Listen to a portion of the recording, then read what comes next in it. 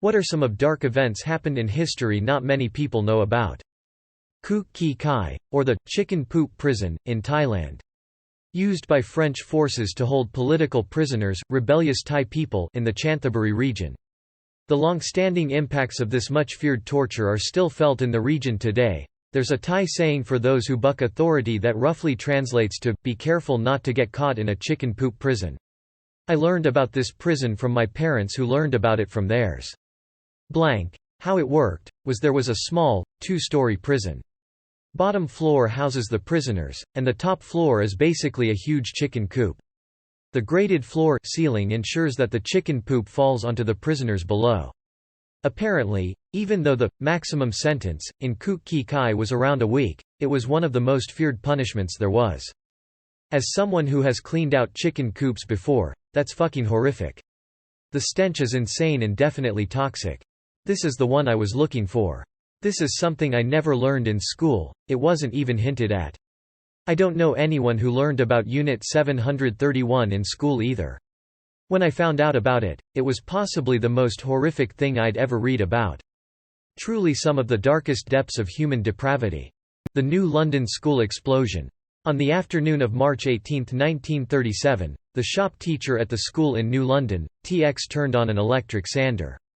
Unbeknownst to him, there was a massive natural gas leak under the school. The sander sparked, which ignited the gas and caused a massive explosion that killed almost 300 students and teachers. It was absolutely horrific. The force of the explosion was so great that a 2-ton block of concrete crushed a car parked 200 feet away. This event is actually why natural gas has a smell now. They started adding it after the explosion so that something like this couldn't ever happen again. My grandfather was actually one of the survivors of the explosion. He never talked about it, even to his own family, so I didn't really know too much about it, other than the fact that he'd survived until after his death. Toward the end of his life, he'd suffered a series of strokes that left him pretty physically incapacitated, so my dad had given him a voice-activated tape recorder and suggested maybe he could record his memoirs for his grandkids to listen to someday. As it turns out, he did.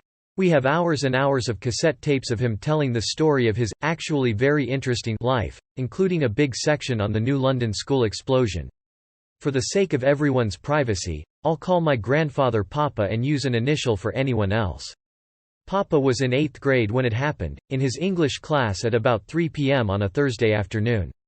At the beginning of class, Papa and his buddy T had been messing around and being loud in the back of the classroom, as 8th grade boys often do. His teacher, Miss M, had enough of their disruptions and made Papa switch seats with another student. He moved into the girl's desk in the front row, and she moved back into his desk in the back of the room. When the school exploded, they were taking a test on the book Ivanhoe. Papa was knocked out for a short time, and when he woke up, he couldn't see anything because the dust was so thick. He looked down and saw that his pencil had blown clear through his hand. When the dust cleared, he saw that the whole back of the room was gone. I won't go into details, but there were bodies and parts of bodies everywhere. The students in the front half of the room survived. The students in the back half did not. That included Papa's friend T and the little girl who'd been forced to take Papa's desk because of his misbehavior at the beginning of class. If he hadn't been acting up, he would have been killed and she would have lived. He carried the guilt of her death until the day he died. Papa's classroom was on the 2nd floor. There wasn't any way to get to the room other than the open cavity of the explosion. After the few seconds of initial shock wore off, he and another classmate jumped into action.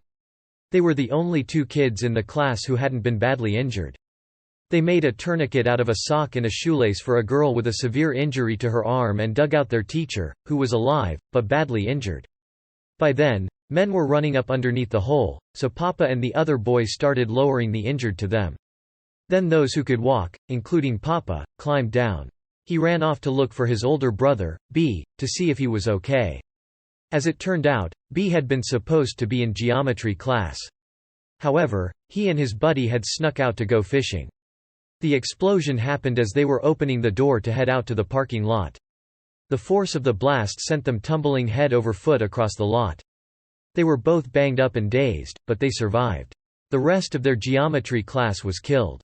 I don't know that there's a moral in the fact that both my grandfather and his brother survived because they were misbehaving that day. I do know that it weighed very heavily on both of them for the rest of their lives.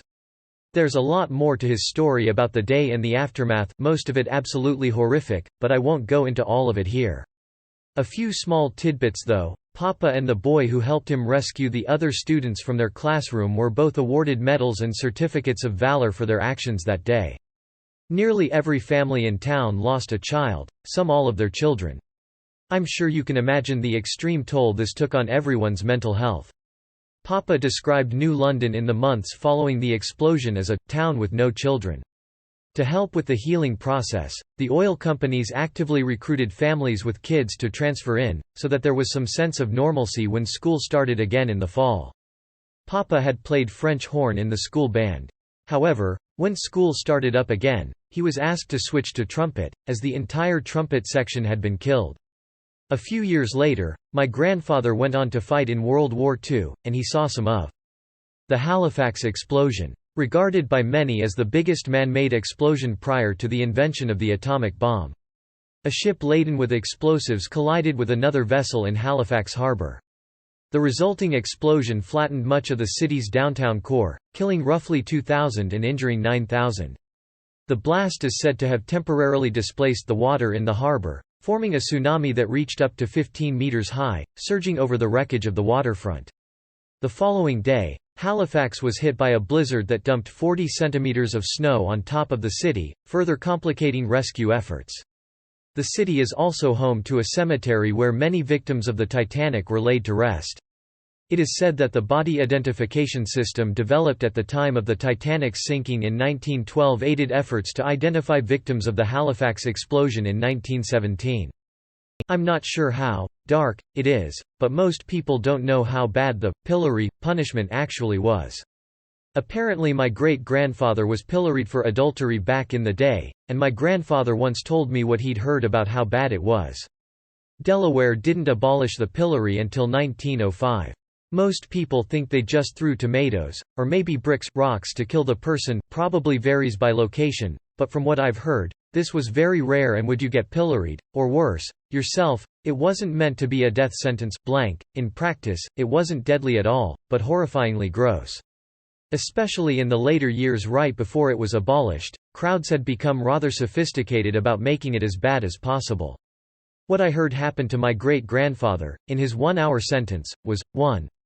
They started by pelting him with rotten eggs, often a few dozen would be available. 2. Only then do they start pelting you with cow horse manure, dead animal guts, and even dog poop. The idea is that the rotten eggs make you really sticky to then everything else sticks better. The death of Roger Williamson, at the 1973 Dutch Grand Prix. In the 1970s era of Formula One, the cars weren't far off from being an overpriced metal coffin on wheels, surrounded by highly flammable fuel, and during the Dutch Grand Prix, this became painfully obvious indeed. Roger Williamson crashed out after a tire puncture, and his car came to rest upside down, with him trapped inside. He was not seriously hurt by the crash, but then the fuel tank ignited and the car burst into flames. Another driver named David Purley was behind Williamson when the crash occurred, and he saw the whole crash unfold. Purley stopped his car on the other side of the track, ran across an active racetrack, and proceeded to try and save Williamson's life. This is where the dark part of it comes in, and depending on your sensibilities, downright outrageous and disgraceful. None of the trackside marshals had any fireproof equipment, which prevented any of them from helping Purley to right the burning car. They also had a grand total of one fire extinguisher between them, which was incapable of putting out the flames. Additionally, not a single other driver who saw the calamity stopped to help, despite Purley's frantic waving to them, to try and get anyone to assist in saving Williamson's life.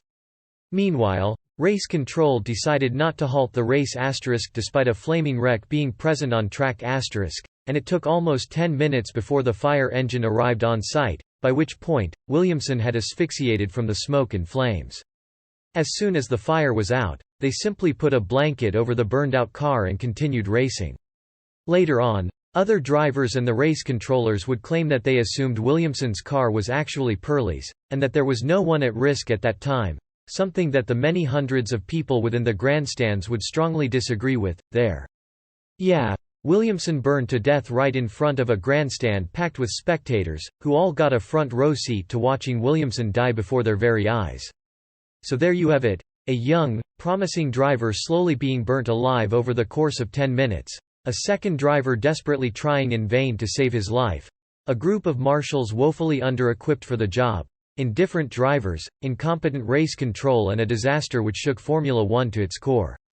As a result of this debacle, changes were made to try and avoid this type of event occurring again in the future.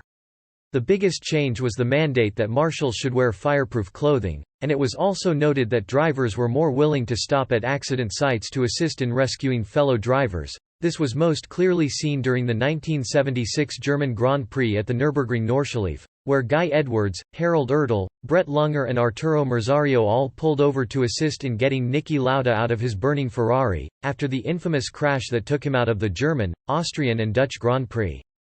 This is what was so scary about Bahrain last year. Knowing what had happened and no cameras on the wreck. So glad Grosjean came out relatively unscathed. The January 1945 sinking of the MV Wilhelm Gustloff. It was a German ship carrying fleeing Germans from the Eastern Front to the west through the Baltic Sea. It was sunk by the Soviet Navy shortly after setting sail. The total death toll is unknown but estimated at over 9,000 since there were so many stowaways. It is the worst maritime disaster ever. Several times more than the Titanic. It didn't get nearly the press because they were the enemy, so who cares, and the Nazi media certainly didn't report it because they're at the waning days of a war they're badly losing, so the last thing they need is more hits to their already sinking morale. Overall, I think it's not really taught how the Germans were actively fleeing the Soviet advance and trying to surrender to the Western Allies. The Radium Girls. In the 1920s, they worked at a watch company painting the hours on the watches using radium, a radioactive element that glows in the dark. They did this with no PPE and weren't told radium is dangerous. Meanwhile, the chemists had full PPE and worked in a sealed environment. Worse, they were instructed to lick the tip of the brush to make a very fine point. Some of them would paint their nails or their teeth with it for fun when they went out at night. They would develop cancer whenever the paint touched, and many of them had such decay in their jaws that their mandibles had to be held on with bandages. Edit. Apparently there's a new movie about this, as many Redditors have helpfully pointed out. It's still an ongoing problem in the area too. I used to do radon testing for home inspections there, and it's not a safe place to live. Worst I saw was a condo on the edge of a golf course. They donated the radioactive leftover fill to make parks.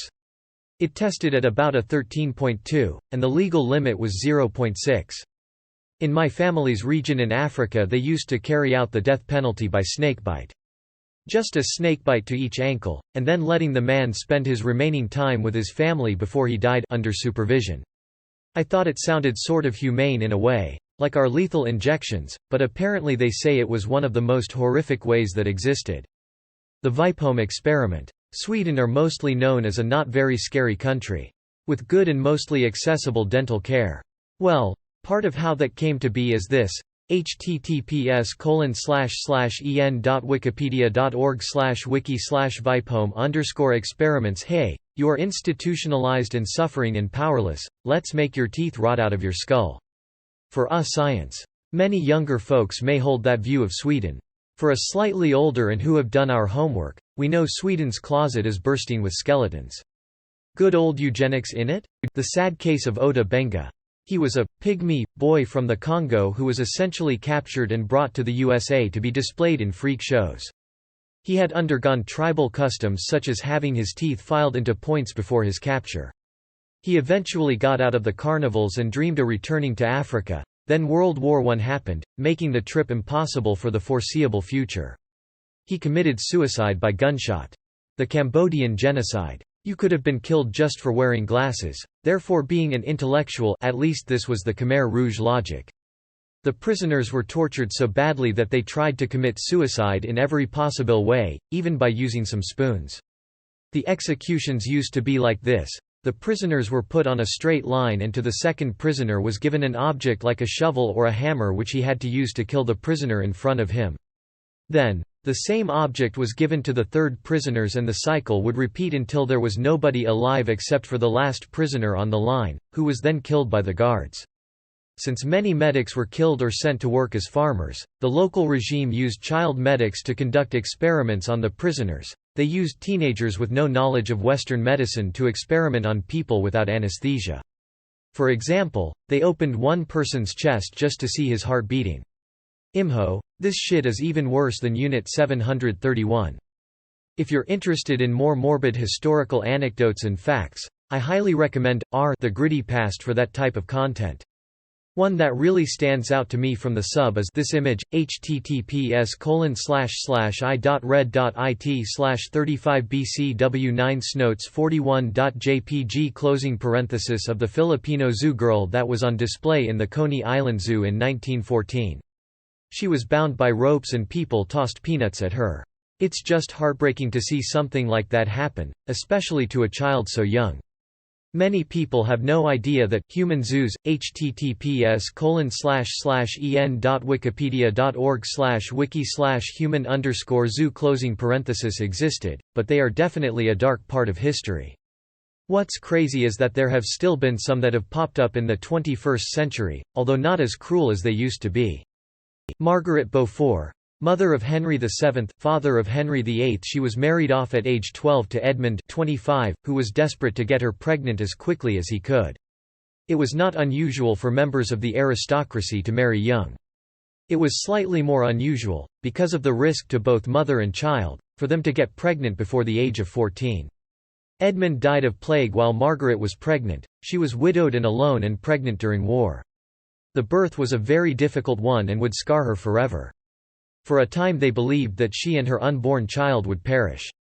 Not only was she very young, but she was also slight of stature and undeveloped for her age, so it's a wonder she even survived childbirth. It was so difficult for her that she never became pregnant again over the rest of her years, despite remarrying 2 more times. It is widely believed that she was physically damaged during the childbirth and was unable to conceive again, but it's also possible she was too traumatized to ever put herself in that situation again. Either way, Margaret devoted herself to her son, calling him, "my dearest and only desired joy in this world." Girls in the poorest regions of the world today are often married off too young and become pregnant. While trying to give birth through underdeveloped bodies, they may develop fistulas, basically a hole between their anus or bladder and her vagina. This causes her to uncontrollably leak feces or urine. What usually happens is this woman is then discarded by her husband and dumped somewhere. There are women who spent literal decades half-crippled, begging on the side of the road, because of untreated fistulas. A simple surgery can correct the fistula and restore her life to her, but is usually out of the financial reach of these girls. Whenever I get a few extra bucks, I donate it to the Fistula Foundation. https://fistulafoundation.org/what-is-fistula/. The ideal maternity home here in Canada. From the 1920s till the 1940s, they took in babies from unwed mothers and they were selling them especially to desperate Jewish families in New Jersey. Adoption was illegal in the U.S. back then. It was later discovered that the people who ran this business would starve the unmarketable babies by feeding them only molasses and water. The babies would last around 2 weeks on this diet. They put the corpses in wooden box often used for butter, and that's why the victims are called the butterbox babies. The boxes were either buried on the property or at sea or burned in the home furnace. The parents who gave their child to this maternity home would go back and see how their child is doing, but were told the child has died when in fact it had been sold to adopting parents. Between 400 and 600 died in that home and at least 1,000 were adopted, but sadly, the adopted babies often suffered from diseases because of the unsanitary conditions and lack of care at the home. You know Jameson whiskey? Well, a long-ass time ago in like the 19th, one of their family heirs fed a little girl to cannibals. Like legit went and bought a little girl in the Congo as a slave and brought her up to a cannibal tribe because he wanted to see them. Sick fuck drew pictures of it and shit as it was happening. Of course for years the family tried to bury the fact, and the stories and such. Discredit the witnesses. But the crazy bastard was happy to document the whole thing. His only rebuttal in case it reflected badly on him was that, he wanted to see if they would do it, and his accounts matched up with the evidence witnesses had provided. Edit. Really lads? 2 wholesome awards? You didn't think a cute puppy or kitten deserved those accolades more? De hell is wrong with you people? None of my American history classes in high school taught the 1921 Tulsa Massacre. I legit didn't know about it until I saw a comment on Reddit. Link: https://en.wikipedia.org/wiki/tulsa_race_massacre for those curious. The most horrific part is that your family watches this death. Letting the man spend his remaining time with his family here really means making him die a slow, agonizing death in front of his family. Do you know why it was one of the most horrific ways to die? What happens after they get bit? The massacre of Kalavrita. It is a village as Greece. The Germans entered it and rounded up all the male villagers in a field. They then shot them all with machine guns. After that they got the children and women and put them in the church. When everyone was inside, they locked the doors and set fire to the church. Around 20 minutes into the burning, a German soldier couldn't take it anymore and opened the doors. Around half of the people escaped the fire but the rest perished. The German soldier was shot for this, and if you go to Kalavrita today his name is on the memorial. It is sad that no one knows about this, as things like this happened all over Greece and Russia and Poland. I only know about this because my great-grandmother was one who escaped in the church. I've heard an almost identical story, but set in France. I wonder if it's the same event and I'm just misremembering or if they did this all over. Edit. Turns out they did this everywhere. https://en.m.wikipedia.org/wiki/orador-sir-glain_massacre. The Children's Blizzard. It occurred in January 1888 on an unseasonably warm day. The weather was nice and many school kids were tricked into not wearing coats or jackets to school, some only in short sleeves. While the kids were in class, the weather outside changed dramatically from warm and sunny at noon to dark and heavy like a thunderstorm, with heavy winds and visibility at 3 steps by 3 p.m. Children left school to go home and do their chores, this was in Minnesota, and were expected to milk the cows and do whatever else was involved in the family farm. But they got lost in the darkness and snow and the wind and many froze to death in their town, just yards from houses or other sources of refuge. 235 people, mostly children, died. https://en.wikipedia.org/wiki/schoolhouse_blizzard. There is a novel about the blizzard out now, and there is a non-fiction book about the event as well. I think they have the same title. Different authors. The Children's Blizzard non-fiction by David Laskin, The Children's Blizzard fiction by Melanie Benjamin. Goddamn, that's horrible. Why wouldn't they just stay at the school where it's warm? Forget milking Betsy, Mom, I need to live.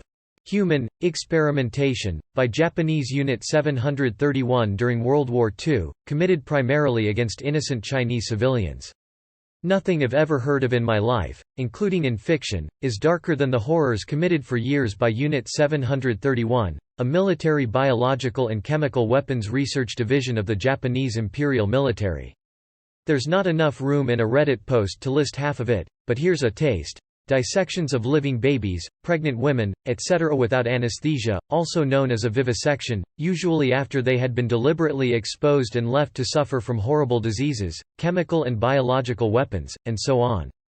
Freezing limbs off of victims.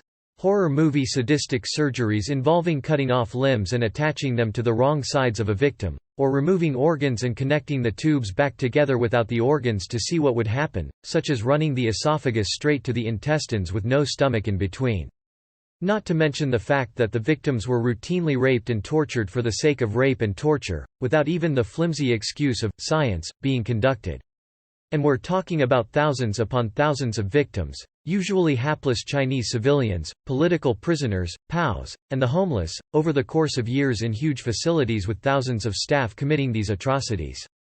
The icing on the cake.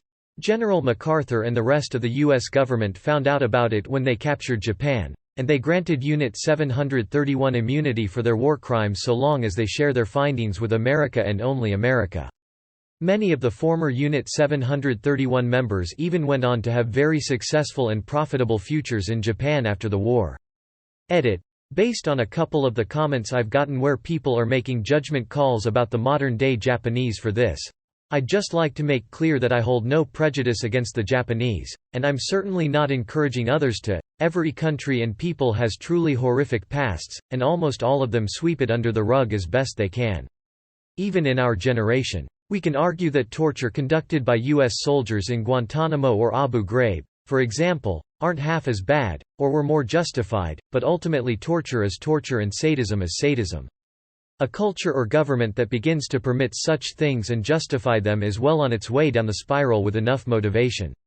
Let's not fool ourselves into comforting racism or nationalism that our countries or people are incapable of atrocities of our own, even today.